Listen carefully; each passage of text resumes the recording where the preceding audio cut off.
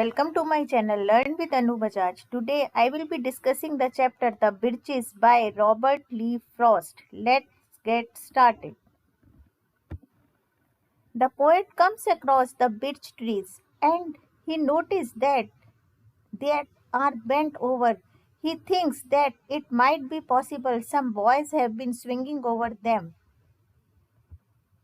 Birches have thin trunks, so they bend easily in the wind and under weight of snow. Some types of birches have white bark. They stand out against straightener dark trees. The poet, however, rejects his own idea that birches are bent due to swinging, saying that swinging does not bend the trees enough to cause the permanent damage. He finds out the reason behind the bending of birches. They are bent due to ice storms, not because of swinging. During ice storm, birches are covered with freezing rain. The rain coats the tree with a sheet of ice, making birches even more beautiful.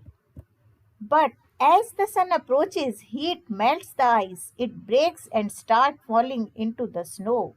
Breaking ice has been compared to sheltering of crystals and glass that falls like an avalanche.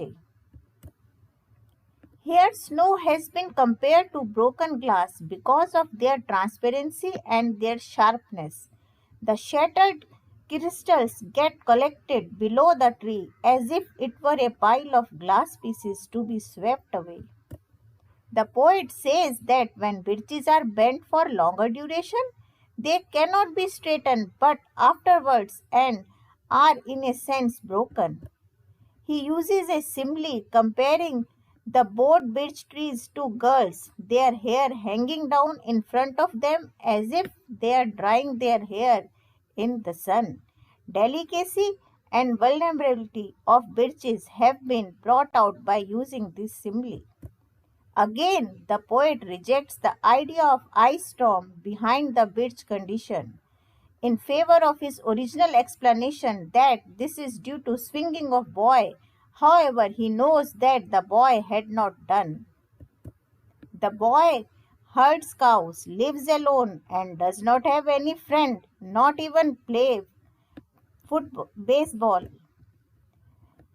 The poet returns to the theme of conquest of nature. The boy defeated his father's tree by riding over them.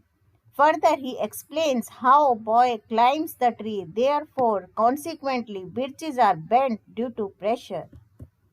He should be careful while reaching top of each tree, taking pain just as to fill the cup to the brim or even above the brim is needed. Here he tries to explain the method of reaching beyond the limits of things, filling of cup beyond the brim.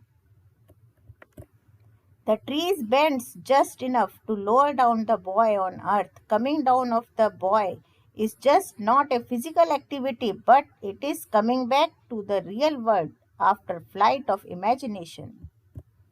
The climbing action of boy is parallel to writing a poem by the poet. The poet becomes nostalgic, recalling his childhood days where life was carefree, simple, and easy lived, while adulthood is burdened with hardships and challenges. He beautifully depicts that fears are not due to cut or bruise, but because of inner sorrows. He developed the theme of imagined world versus real world. Climbing of boy on the birches is imaginary. The poet has longing for staying into the imaginary world, but also wanted to come back into the real world. Imaginary world is sky fantasies, whereas real world is earth. Earth is a right place to live. The limits of real world must be there so as to make space for imaginary world. The poet wanted to be in heaven by climbing the birches to feel burden-free existence, but at the same time longing to come back into the real world, that is harsh reality, facing everything with sheer responsibilities. If someone is alone leading solitary existence, that is still existence. Limits are essential as they keep the person grounded. The poet wants to get away from the hardship of adult life and after experiencing heavenly existence wishes to come back into the real world to the beauty of nature to get himself rejuvenated, refreshed and charged. Thank you. Tip of the day. Being humble and soft spoken with right attitude will surely earn you brownie points in terms of getting acknowledgement, acceptance, and most importantly, harmonious relations. As we all know that the worst distance among people is not understanding their perspectives. In my next tutorial, I will be enriching your knowledge by discussing the poem The Dolphins by Carol and Duffy. It's a dramatic monologue revealing depressing state of dolphins that are devoid of hope and freedom. Thank you. Stay happy, stay safe and do take very good care of yourself.